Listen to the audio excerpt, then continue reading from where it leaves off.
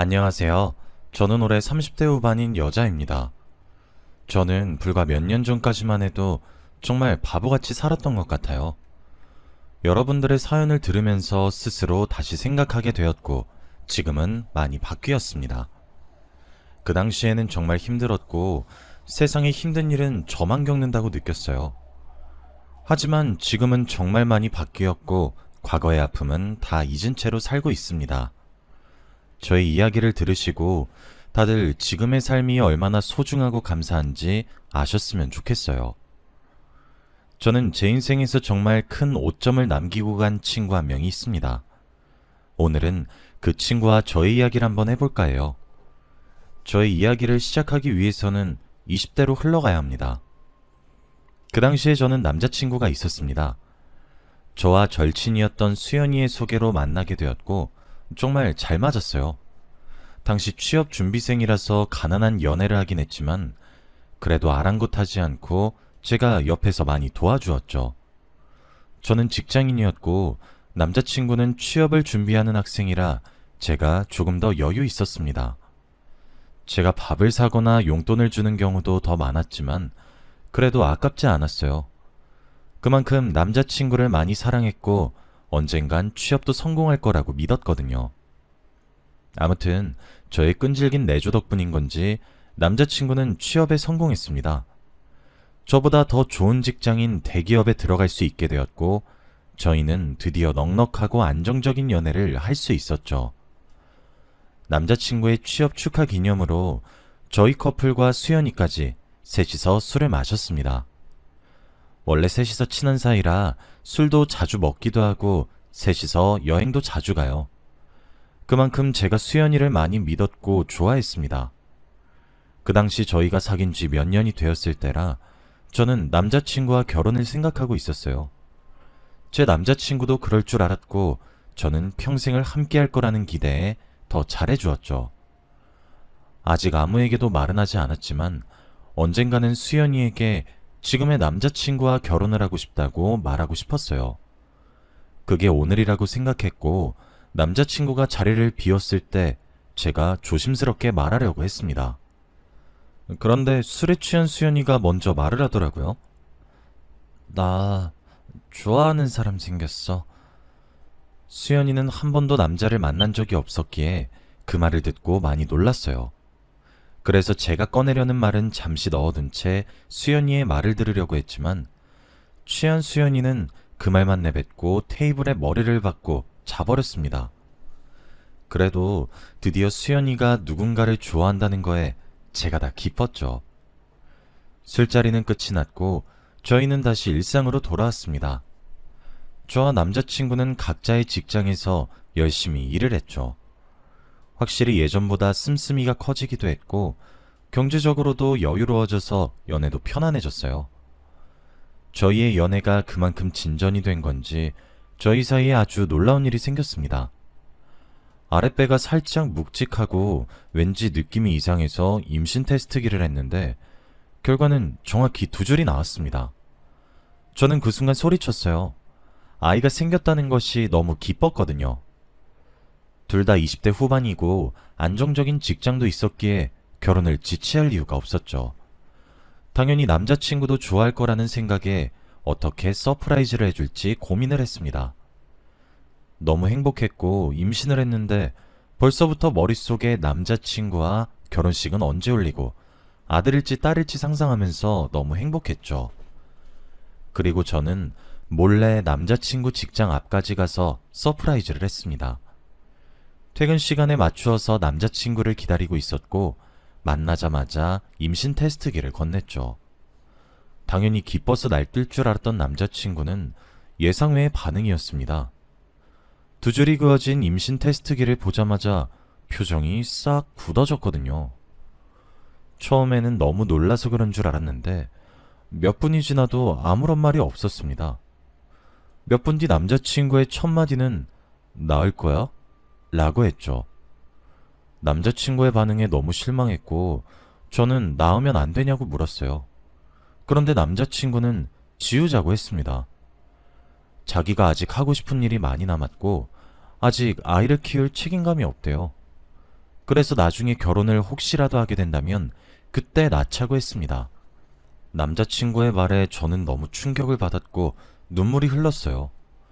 당연히 저와 함께하는 미래를 생각하고 있을 줄 알았던 사람이었는데 저와 결혼을 한다는 확신도 없었고 아이를 지우자는 것을 당연하게 생각하니까 너무 실망했죠. 울면서 집으로 갔고 혼자 생각에 잠겼습니다. 아무리 생각해도 이 아이는 못 지우겠더라고요. 저 혼자서라도 키우고 싶었지만 미혼모가 엄청 힘들잖아요. 혼자 생각하기에는 도저히 결론이 나오지 않아서 절친인 수연이에게 고민을 털어놓았습니다. 저와 남자친구 사이에 있었던 일들을 다 설명하고 어떻게 해야 할지 조언을 구했죠. 낳으라고 할 줄 알았던 수연이는 남자친구 편이었어요. 나중에 후회한다며 낳지 말라고 했습니다. 당연히 제 편이 되어줄 줄 알았던 수연이의 말을 듣고 많이 놀랐고 저는 생각을 다시 하게 되었어요. 항상 옳은 말만 하는 수연이었기 때문에 수연이의 조언을 듣고 정말 아이를 지워야 하나 생각했습니다. 그때 마침 남자친구가 저희 집에 찾아왔고 진솔한 이야기를 나누었죠. 남자친구는 지금은 지우고 나중에 또다시 생기면 그때는 낳자고 했어요. 그리고 저한테 너무 미안하다며 평생 잘해주겠다고 약속도 했죠. 아이를 지우자마자 결혼을 제대로 준비하자고 했습니다. 저한테 가벼운 프로포즈를 했고 저는 남자친구의 의견을 따랐죠. 저는 바로 다음날 남자친구와 같이 병원으로 가서 아이를 지웠고 펑펑 울었습니다. 남자친구 앞에서는 아무렇지 않은 척을 했지만 혼자 화장실에 들어가서 매일 울었어요. 그런데 제가 다 숨길 수는 없었던 건지 제가 눈이 항상 부어 있으니까 남자친구도 눈치를 챈 것 같더라고요. 그래서인지 저한테 몸회복이 다 끝나면 여행을 가자고 했습니다. 기분 전환도 하고 결혼 계획도 제대로 세울 겸 가자고 했죠. 저도 그 말에 동의를 했고 한 달 뒤 저희는 여행을 떠나게 되었습니다. 해외로 가게 되었고 여행 내내 너무 행복했어요. 과거의 슬픔이 조금 치유되는 듯한 느낌도 받았고 드디어 이 남자와 결혼을 한다는 것이 실감이 나기 시작했습니다. 남자친구도 저의 기분을 풀어주기 위해 많이 노력도 했죠. 그렇게 몇 박 며칠을 재밌게 놀다가 한국으로 돌아오는 길이었어요. 공항에서 제가 잠시 화장실을 갔다가 나왔는데 남자친구가 면세점에서 여자 향수를 고르고 있더라고요. 제가 늘 살지 말지 고민을 하고 있던 향수 가게 앞에 서 있길래 제게 사줄 줄 알고 너무 감동을 받았습니다. 그래서 일부러 모른 척 하면서 남자친구가 계산까지 하는 걸 멀리서 지켜보고 있었고 나중에 저에게 줄 때 몰랐던 척 연기를 하려고 했죠. 그런데 남자친구는 며칠이 지나도 저에게 향수를 주지 않는 겁니다. 한국에 돌아온 지 일주일이 지났는데도 저에게 향수 이야기를 꺼내지도 않았어요. 분명 결제까지 하는 걸 제 두 눈으로 똑똑히 봤는데 말입니다. 그래서 그 향수는 대체 어디로 간 건지 정말 많이 생각했어요. 그런데 그 향수를 받은 사람은 제 주위에 있었습니다. 제가 우연히 남자친구의 휴대폰을 보게 되었어요. 원래 서로의 휴대폰을 잘 보진 않았지만 그래도 비밀번호는 다 압니다. 왠지 모르게 그날따라 남자친구의 휴대폰이 보고 싶었고 저는 거기서 충격적인 내용을 보게 되었죠. 수연이와 남자친구가 문자를 주고받았길래 문자 내용을 보았는데 수연이가 제 남자친구에게 향수 잘 받았어. 냄새 너무 좋더라. 너 만날 때 뿌리고 갈게. 라고 문자를 보냈더군요. 문자를 보낸 시간도 저와 여행을 갔다가 돌아온 날 밤이었습니다. 원래 둘이 친한 건 알고 있었지만 향수까지 사다 주는 사이일 줄은 몰랐어요. 그리고 저 빼고 단둘이서 만나는 사이인지도 전혀 몰랐죠. 결국 화가 머리끝까지 나서 남자친구에게 따졌습니다. 그 문자 내용에 대해서 말이죠. 남자친구는 오히려 당당했습니다. 그리고 저한테 아주 충격적인 말을 하더라고요. 사실 수연이가 나한테 먼저 고백했어. 나 취직했을 때 셋이서 술자리 가졌잖아? 그때 나한테 고백하더라. 좋아한다고. 그런데 난 싫지 않았어. 잘못된 거 알았지만 너 몰래 둘이서 그때부터 계속 만났어. 수연이가 어떤지는 모르겠지만 난 수연이 안 좋아해. 단순히 즐기는 사이였는데 어쩌다 보니 그게 지금까지 지속됐어. 헤어지고 싶으면 헤어져. 우리 구차하게 매달리고 그러지 말자. 서로 갈 길 가자고. 남자친구의 뻔뻔한 모습을 보고 너무 당황스러웠습니다. 이 상황에선 미안하다고 무릎 꿇고 빌어도 모자랄 판에 서로 갈 길 가자뇨. 정말 어처구니가 없었고 이런 쓰레기 같은 사람이랑 미래를 함께하려고 했다는 생각에 너무 소름이 돋았고 스스로 한심했습니다. 저는 그 자리에서 남자친구의 뺨을 거세게 한 대 때리고 나왔어요. 그리고 수연이와도 연락을 끊었습니다. 한때 저의 제일 친한 친구일 줄 알았던 애가 제 남자친구와 그렇고 그런 사이라뇨. 그때부터 조금씩 사람을 믿기 힘들었던 것 같습니다. 지금 생각해보면 저에게 아이를 지우라고 했던 이유도 아마 수연이가 제 남자친구를 좋아했기에 그 말을 내뱉은 게 아닌가 싶어요. 정말 소름 돋는 부분이 한두 가지가 아니었습니다. 저는 그들에게 배신을 당하고 살던 동네를 떠나 새 출발을 했어요. 수연이는 마지막 양심인 건지 저에게 연락 한 통도 없었고 저도 수연이에게 연락하지 않았죠. 그렇게 평생 안 볼 줄 알았습니다. 저는 그동안 새로운 일도 구하고 30대가 되었어요. 몇 년이라는 세월이 흘렀지만 가끔씩 수연이와 전 남자친구가 나오는 악몽도 꾸면서 너무 힘든 시간을 보냈죠. 저는 명품관에서 일을 했습니다. 정말 다양한 사람들을 만나요. 부잣집 사모님부터 술집 여자들까지 정말 가지각색입니다. 그분들 입맛에 맞게 상품을 추천해드리고 멘트를 하는 것이 힘들기는 하지만 그래도 적성에 얼추 맞아요. 저희 지점에는 찾아오는 사람들이 항상 비슷해서 사람들을 다 기억하고 있습니다. 그런데 어느 날 처음 보는 사람이 오더라고요. 하지만 왠지 모르게 낯이 익었고 저는 그 고객을 뚫어져라 쳐다봤습니다. 그런데 그 사람도 저를 보고 있었죠. 한 1분 뒤 저는 그 사람의 정체를 알았습니다. 바로 몇 년 전 제 남자친구를 뺏어간 수연이라는 사실을 말이죠. 수연이는 온몸이 명품으로 세팅이 되어 있었고 저희 매장으로 들어왔어요. 그리고 저를 보자마자 웃으면서 인사를 하더라고요. 안부 인사도 하는 모습에 너무 어이가 없었습니다. 수연이의 얼굴을 보고 화가 미친 듯이 났지만 그래도 고객이니 웃으면서 대할 수밖에 없는 현실에 너무 슬펐어요. 저는 수연이한테 존댓말을 쓰면서 물건을 추천했습니다. 그리고 수연이는 오랜만에 보는 게 너무 반갑다며 저희 매장에 있는 물건들을 엄청 많이 사갔어요. 그러면서 또 오겠다고 했고 저희는 연락처도 주고받았죠. 수연이가 저희 매장에서 물건을 많이 사간 덕분에 저는 칭찬을 받았습니다. 안 그래도 그맘때쯤에 실적이 영 별로였는데 수연이 덕분에 좋은 소리를 듣게 되었죠. 그동안 수연이는 어떻게 살고 있었길래 온몸에 명품으로 희가 맞는지 궁금했습니다. 그날 저녁 수연이는 저에게 연락을 했고 만나기로 했어요.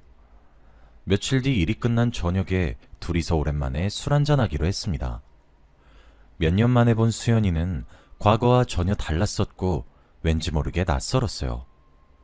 솔직히 마음 한켠에 아직 앙금이 남아있기는 했지만 애써 티를 내지 않으려고 했습니다. 이런저런 이야기를 하다가 둘 다 술이 조금 취했을 때 수연이가 말을 꺼냈어요.